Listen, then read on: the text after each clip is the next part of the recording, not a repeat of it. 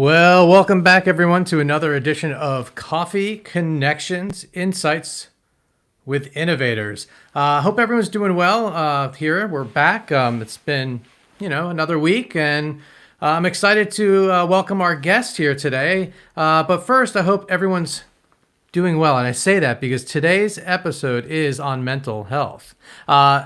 We've got Gabby Spatt. Now, Gabby is a genuine connector who is passionate about bringing people and organizations together to accomplish big dreams. She's the executive director of the Blue Dove Foundation. Her career has spanned with nonprofits and for-profit roles. She spends her time at the intersection of business and social good as the creator of movements around important topics of education, leadership, mental health, which I mentioned, substance abuse, and women's empowerment. She also happens to be from Florida, and we'll get to that.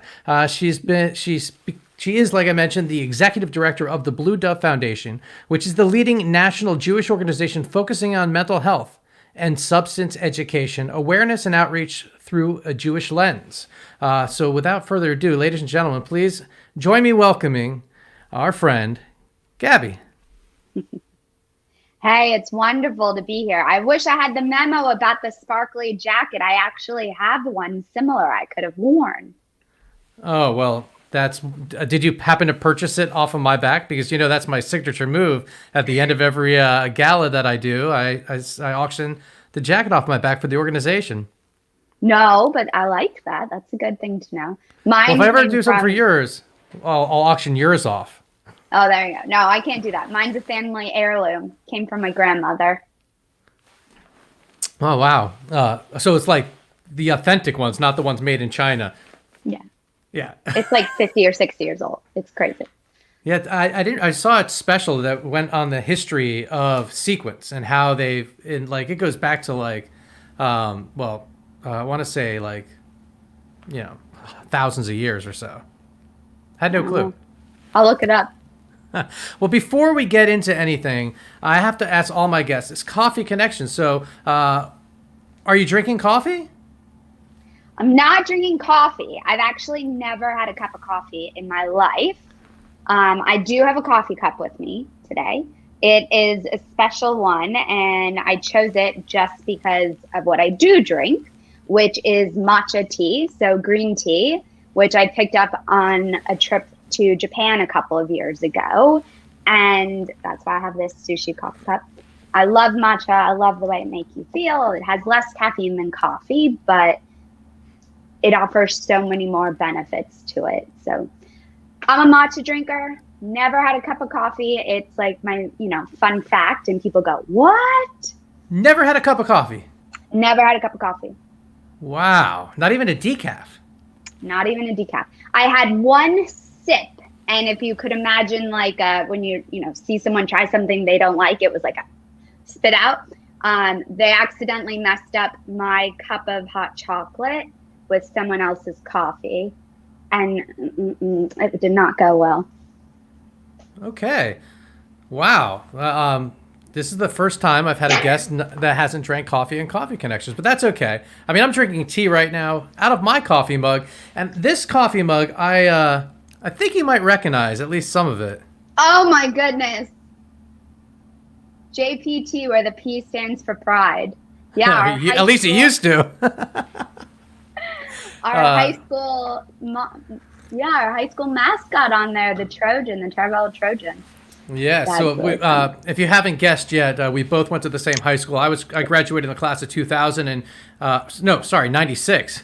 College in 2000, but high school in 96, and you came in there a little after me, huh? Yeah.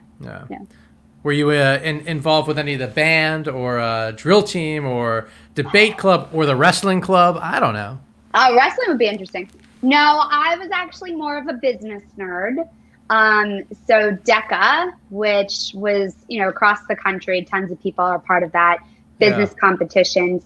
And then I was actually the class that started something called the Academy of Finance, which was part of the NAF, National Association, I forget what it's called, but Academy of Finance. We focus on business curriculum in high school. And so we ran the school store. We did fundraisers. We sold the Otis Spunkmeyer cookies. So if you walked down the hallway and smelled, that smell, we were the ones selling them. We, instead of regular kind of English and business class or computing classes, we took business English. We took business computing. And we did a lot of projects that were focused on preparing us for the business world as we went forward. So it was awesome. I loved the experience. Wow, yeah, that I still have memories sometimes of being in those hallways. Remember the that one hallway, main hallway, and they used to sell pizza out of that one little square. Yeah. I don't know. I mean, sometimes I feel like I have this like reoccurring dream. It hasn't happened in a while, but where I'm like late for my finals of my senior year, and like I'm like, did I graduate? I don't remember. It's so weird. I mean, I'm 43 years old and I still have this reoccurring dream. I mean, I don't know. Sounds like a movie, maybe. Maybe. Well, let's talk about your movie. Let's talk about what you do with the Blue Dove Foundation, and just anything and everything about what your mission is. Oh man, our mission is simple: eradicating shame and stigma when it comes to mental health and substance abuse in the Jewish community. So how do we educate, how do we inspire, and how do we support our community to create a welcoming and knowledgeable community where everyone feels welcome and feels comfortable. So, ultimately that is our goal. How we get there are so many different things that we're doing. We're a young organization. We were founded by a couple here in Atlanta who actually started an intensive outpatient treatment center rooted in Jewish values, and quickly realized that the impact that they wanted to make on not only just the Atlanta community, but on the national Jewish community was much more than just treatment, and really about education, awareness, and outreach of mental health in the Jewish community. Wonderful. Now, before we get too far, mental health it amazes me in the last 2 years how much the conversation has opened up. The stigma of mental health, we're starting to really battle that, before COVID and now during COVID. I mean, even more so because just what people are going through. But it's very interesting to see that finally we're getting there. I'm actually wearing a shirt, Backline. Backline's an organization in the music field that's supporting crew and musicians. So it's very similar, except for instead of Jews, it's music. Yeah. And I that's what makes these organizations there are a lot of organizations working on mental health, right? Just like you said. The National Alliance on Mental Illness, NAMI for short, is probably one of the most popular. It is large, it is huge. They have chapters by state, they have chapters by city. They focus on education, also awareness and outreach. And there's many others. There's Shatterproof, there's the Jed Foundation, and then they're based on different themes or different ethnic groups or different industries, right? Ours happens to be in the Jewish community. And the reason for that is we often forget, and I actually had a therapist say this to me when we hosted an interfaith mental health conversation. Last fall, during the Jewish holiday of Sukkot, we invited different leaders of different faith communities. Some were clergy, some were just representatives, to talk about mental health as they see it in their own faith community. And I had a clinician say to me afterwards, I forgot how important faith can be in healing. And I'm going to bring that back into my practice a little bit more.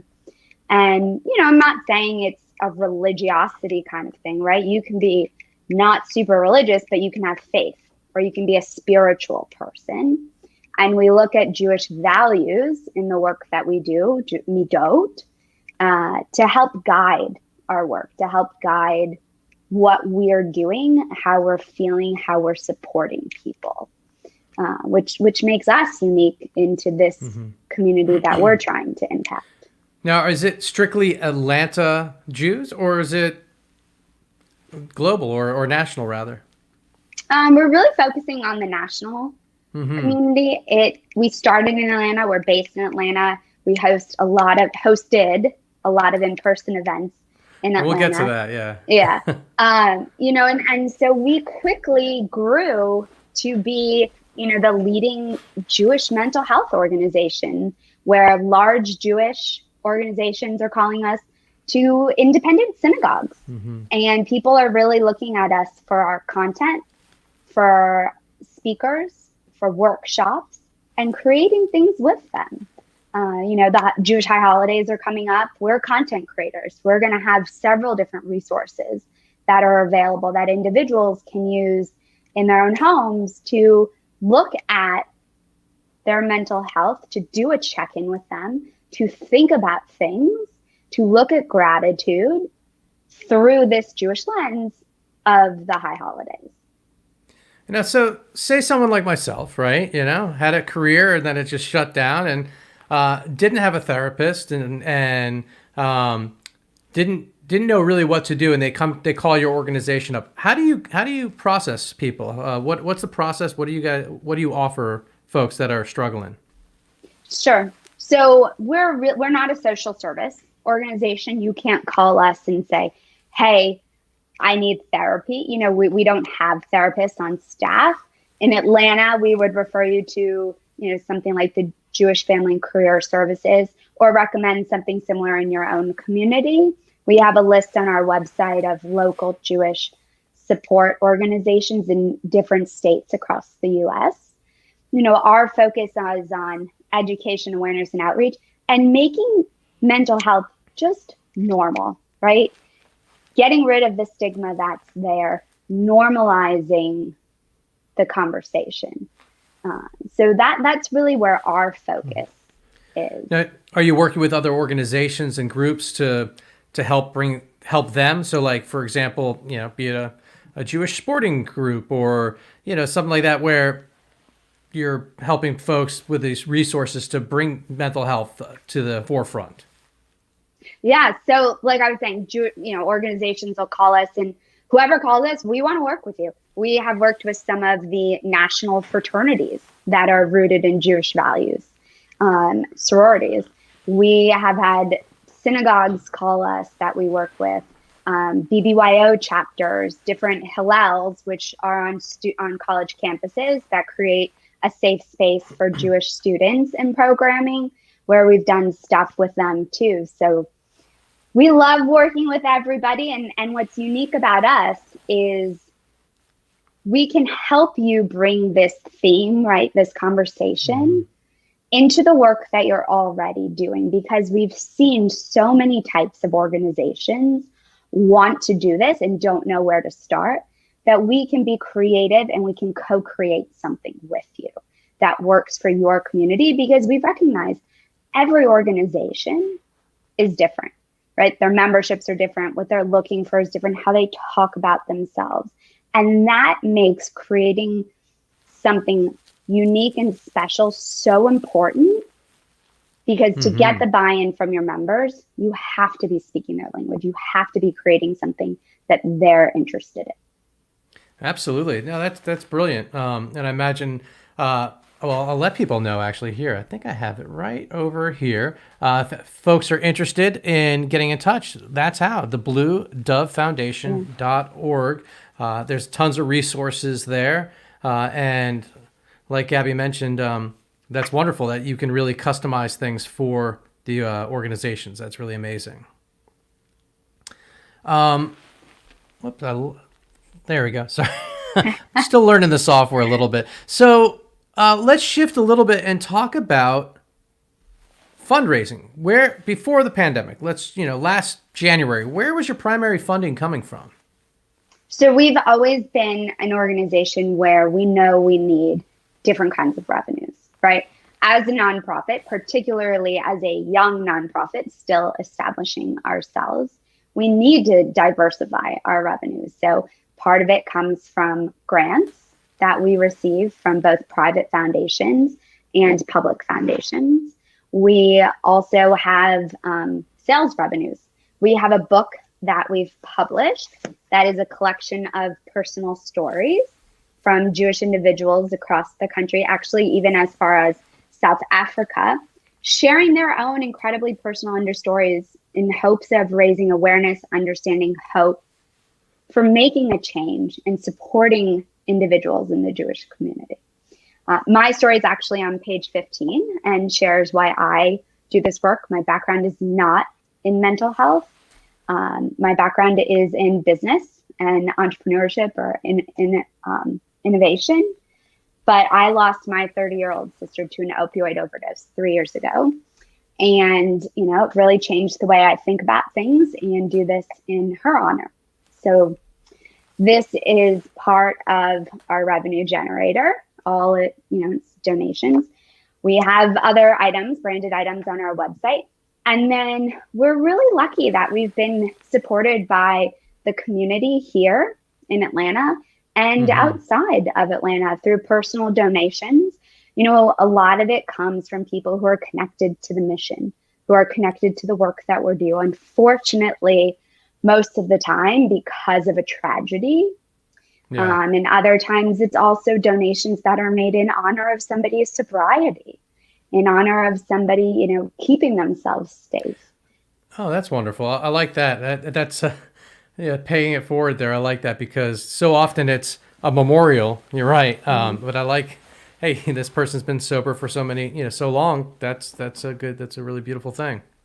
Yeah. And, fundraising's tough when you are still a small organization and don't have a full-time person dedicated to fundraising. That's a challenge, but we're creative. We think about different ways that we can do that. We've hosted, during COVID, a lot of people have gone to virtual programs, right? And we're so fortunate as a lot of people aren't charging for programs, right. But sometimes when there's a nonprofit, there's an optional donation to get there. And we've been doing some of that with some of our programs and been incredibly fortunate with people supporting us through those kinds of donations. How large of a board do you have? We have 7 members on our board. Okay. And what you said for going virtual, though, there's a lot of organizations that are trying that out. What are some of the virtual events you've done? What were the successes and what were the challenges that you have? Yeah, I think the biggest challenge, and listen, I experienced this myself, right? There's so much out there. When it's virtual, you just say, we'll throw it online and we'll get people, but it's tough to compete against everything else that's out there. So we quickly had to unfortunately cancel some of our programs. And there's some that we're able to pivot easily online, and there's some that are a bit more challenging. What was one that was really successful that you did online? We did a self-care holiday, which went wonderful. We did it in maybe a week after the pandemic started. And everyone's doing holidays in the Jewish community. But what made ours unique was that the person who was leading the class was doing it from a place of self-care and how this idea of this ancient ritual and how using your hands and the tactile arts of getting dirty and creating something can bring this sense of calming to who you are. And we had people across the country join in of all ages, which was really nice. That was a huge success. It was actually our largest online fundraiser too, raising over $1,200 for us. Wow. So and do you still have it available for people so that it has a longer life, or was it a one-time thing? We did them a couple of times, and there's another one that'll come up in October. But the woman who teaches the class, she does them on her own. She does them. That's Riccanati. And so that was fun. That was, I think, one of the more successful ones. And then other things that we've done, we did during Mental Health Awareness Month in May, we had a whole slew of events, ones that we put on, ones that partners were hosting that were like-minded, mission aligned. For us, we love collaborations. We value partners and believe that a lot of the success we have is from both of those ideas. So we highlighted them. But we did a program. It was a mental health Shabbat ritual. We did it with One Table and the Next Gen group here in Atlanta for young adults. And what we did was we identified 5 leaders who are in our community who really have an interest in mental health. We ask them to lead us through this very calming, very intimate Shabbat ritual experience. And Shabbat is the time that disconnects the work week to the next week. And each of them shared a few sentences, thoughts about the ritual that they were performing, and then performed the ritual and used our alternative text that's part of our mental health Shabbat guide to lead us through the ritual. It was a beautiful program. It was short and sweet, which is something I believe is incredibly important when you're hosting online programs and workshops. And it was streamed live to Facebook, and we have almost 3,000 views. Wow, that's wonderful. So we had people tune in live into the Zoom room. We were streaming it to several different Facebook pages, and then have gone back and seen how the video is watched. Yeah. Now, when you have a live in-person event, do you guys refrain from having alcohol, or is you're dealing with substance abuse, whatnot, with folks, or is that not an issue? We definitely stay away from alcohol. It is, like I said in the beginning, our whole thing is about creating welcoming and knowledgeable communities. And when you are somebody who's struggling, going there and having that temptation that's there is really tough. And we don't even want to put somebody in that kind of situation. What we'll do instead is we'll serve green tea, right? And talk about the positive effects that green tea or infused waters can have on your body and on your mind. And that green tea is calming. That green tea is offering endorphins into you too. So we really try to be cognizant about the environment that we're creating to ensure that it is the most welcoming that it can be for anybody who walks through that door. That's wonderful. Well, is there anything else you want to share about anything coming up, or anything else with the organization? Yeah, so our biggest thing that we're focusing on right now is the Jewish high holidays. And so we'll have a whole campaign going on about that. Again, creating these ways that we can use mental health and Judaism together for personal reflection, for personal growth, for calming, for strength. So we'll definitely check those out if you're interested. We have our book, like I mentioned, it's available on Amazon in an audiobook and paperback, and soon to be, or it's in Kindle, soon to be audiobook. And we also hold have, on. Who's going to be doing the audio? Please tell me it's going to be like, some Eugene Levy or someone like that. That would be amazing. Speaking of fundraiser, if we could get to him, that would be awesome. Or any other incredible Jewish individual who is incredibly open about their mental health. Howie Mandel, Melissa Rivers. You know who actually, Gary, the comedian, Gary, and his Jewish last name, real tall guy. Oh my gosh, I forget his last name. He just did an HBO special about mental health. He lives here in Atlanta. I know. You would know the name info. of. Yeah. He's very. The show is amazing. It talks about how he lived in New York City. He was struggling with mental health. I mean, this guy, he would go and do these big, concerts and comedy stuff, and you'd think this guy's like totally normal. And then he goes home and he's battling, and he took, and to get the medicine right and the whole journey, really great, great series, not series, great documentary is what I was trying to say. Sorry, but that would be a good one, Let's work on it. All right. Sarah Silverman has a great documentary that she was a part of, also talking about different comedians. So for us, it's really, how can we get people to continue to speak out, to continue to share stories? Because I truly believe it is the only way that an impact will be able to make sense. And Absolutely. That will happen. Michael Phelps is the perfect example, outside of the Jewish community. He's very vocal about what he does and what he has struggled with and how therapy has supported him. He's the spokesperson for Talk Therapy, which is an app that you can text people with. How can we do that in our community? Yeah, I think one of the important things about mental health, and I said this on the last show with the Giving Kitchen, is people will go to the gym and they will exercise and work their muscles and but yet they won't work. So not they, but often it's overlooked to work your mind as a muscle. And I can tell you, I go to therapy and it took me a minute to find a good therapist. I went a couple of years. I went to, two different folks and it didn't really hit. And then the third one is like I've been with for several years and I can see the changes, and the changes are so small. You just baby steps, such small steps, but you eventually get to really change yourself. And then adding things like running. I'm an avid runner now. I run all the time. I mean, and you can do these things that will make your head space so much better. But it's not quick, and I think that's something that people have to realize, that it takes a lot of work. And also, some people. And I'm curious where your take on this, but I find, often when a musician commits suicide and we lose them, one of the first things we all say is, I had no clue, especially if you know that person. You're like, I had no clue they needed help.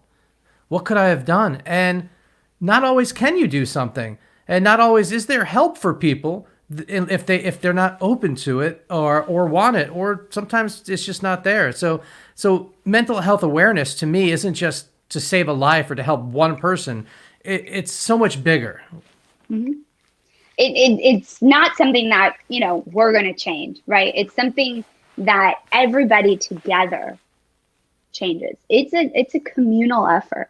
We can fight, but unless we as a society begin to change the way we think, begin to change the way we educate ourselves, that's where the real impact is going to make. Because you could think somebody is the best person in the world, has the best life, everything they could ever imagine, and be struggling inside so much, right? But they don't feel comfortable to say that. They're shamed. There's a stigma where they live. That's the piece. That's the piece. And if they see that, yeah.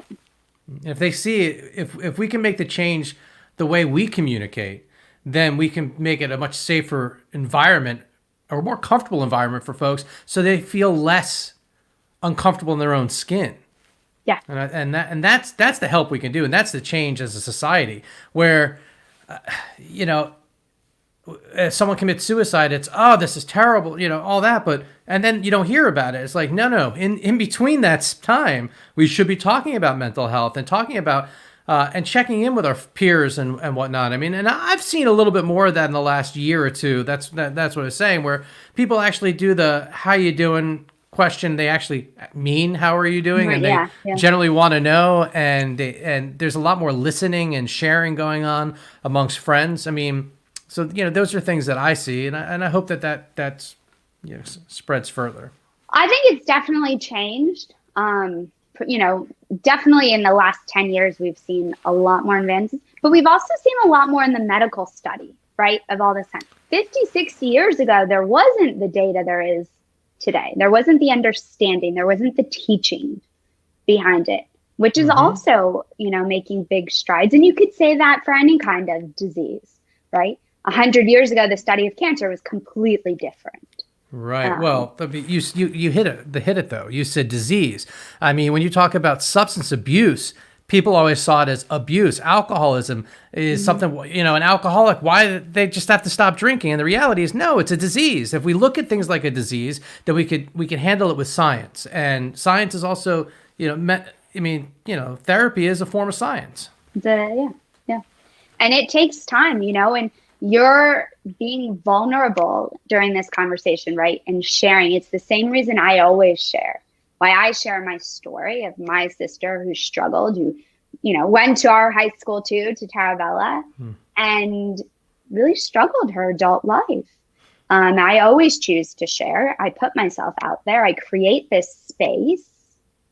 And then other people say to me, oh, I know somebody, or my family member this, and it's the same thing you just did, is putting yourself out there and being vulnerable, that lets other people know I'm not alone. B, there is something that someone can do. That person's going to therapy. I should try that. I feel that same way. Yeah. And that's part of the medicine. That is part of the societal medicine that we need. Yeah. I just, and it's hard I always find it hard to put my head inside of someone else's, like when someone commits suicide, I just don't get it. I'm like, couldn't they have done why? And it just takes a lot to say this person lived a life that they were so unhappy, so miserable in their own skin that for them, the only way they were done. And who am I to say they were wrong to do that? I mean, it's, it's their life. I mean, obviously we want them to be alive.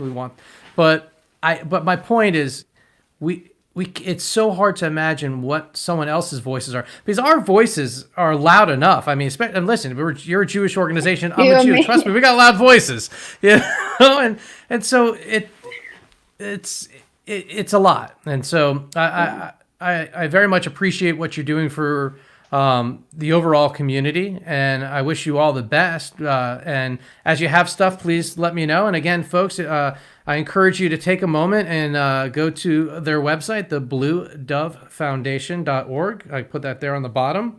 And Gabby, thanks so much for joining me. Before I have you go, though, I do have one question. I asked all of my guests to invite another guest on to make a recommendation. You were recommended by Josh Shire from Jelf, who was our first guest here. And is there an Atlanta organization that you would recommend to be on the show?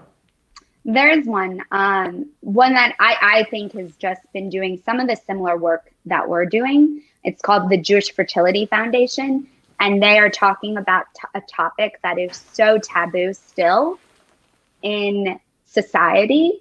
And we've done multiple programs together with them. We're like-minded organizations. We support each other, and our missions are very aligned in supporting individuals who are struggling.